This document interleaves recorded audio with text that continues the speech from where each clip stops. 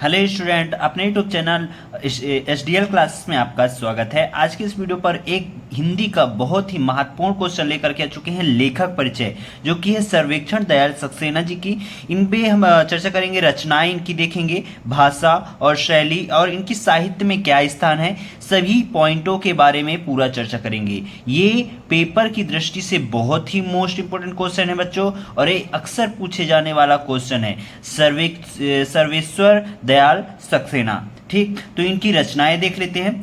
तो रचनाएं, सबसे पहले रचनाएं में क्या क्या है? जंगल का दर्द, क्या है? जंगल का दर्द, गर्म हवाएं, ठीक, बांस का पुल, ठीक, सोया हुआ जल और लाख की नमक, क्या है? लाख की नमक। तो इस प्रकार से आप इनकी रचनाएं याद कर सकते हैं। सर्वेश्वर दयाल सक्सेना जी की रचनाएं हो गई।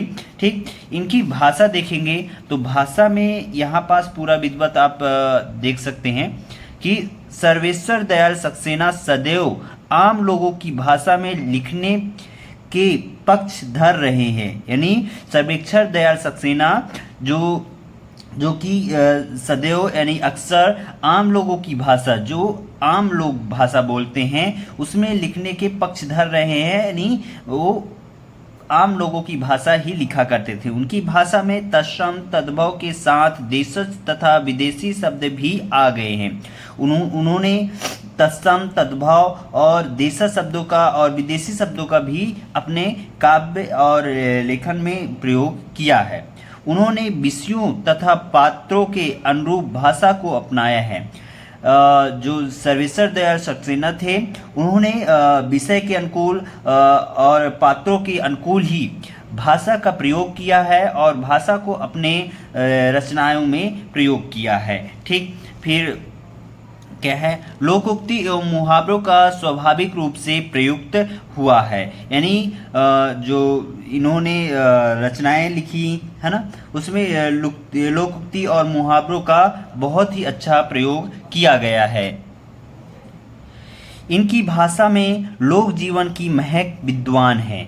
क्या है? इनकी जो भाषा है उसमें लोक जीवन की महक विद्वान है, यानी सुगंध विद्वान है। लोक जीवन के बारे में अच्छे से सटीक तरीके से बताया गया है, यानी महक विद्वान है, आप समझ सकते हैं।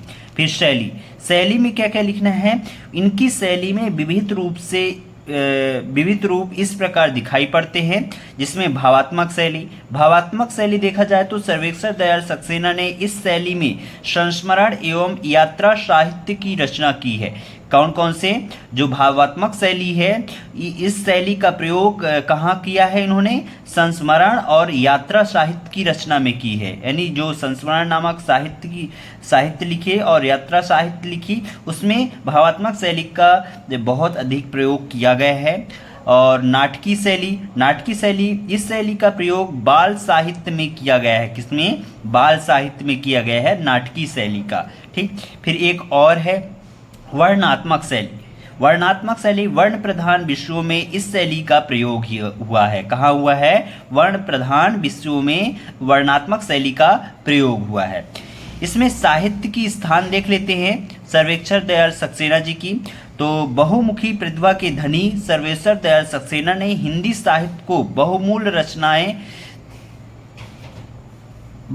रचनाएं दी हैं और हिंदी साहित्य इनका सदैव ऋणी रहेगा। यानी जो सर्वेश्वर दयाल सक्सेना है, वे हिंदी साहित्य को बहुमूल्य रचनाएं दी हैं, यानी बहुत अच्छे रचनाएं दी हैं, रचनाएं लिखी हैं, और हिंदी साहित्य सदैव सर्वेश्वर दयाल सक्सेना जी का ऋणी रहेगा, यानी कर्जदार रहेगा। तो इस प्रकार हम पूरे इनकी रचनाएं, भाषा, शैली और साहित्य में स्थान अच्छे से देख लिया है।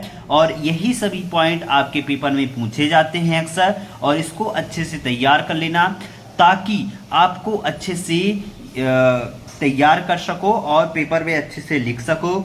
अरे अक्सर पूछे जाने वाला क्वेश्चन है बच्चों, और ये मैंने बहुत ही सरल तरीके से आपको बताया है, ऐसे आपको कहीं भी नहीं मिलने वाला है। यूट्यूब में आप छान मारिए, कहीं भी आपको ऐसे भाषा, शैली और साहित्य में स्थान और रचनाएं खोजकर कोई नहीं बताया है।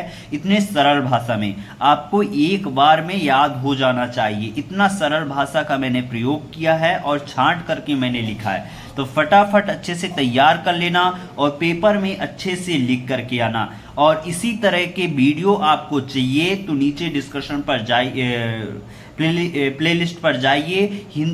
कवि परिचय, लेखक परिचय के बहुत सारे वीडियो, कम से कम 100 वीडियो अपलोड हैं। 100 लेखक परिचय और कवि परिचय के वीडियो बने हुए हैं। जिस भी कवि और लेखक के बारे में आपको उसका परिचय चाहिए, जीवन परिचय चाहिए, जा करके देख लीजिएगा। ठीक, तो मिलते हैं अगले वीडियो पर, तब तक के लिए जय हिंद, जय भारत।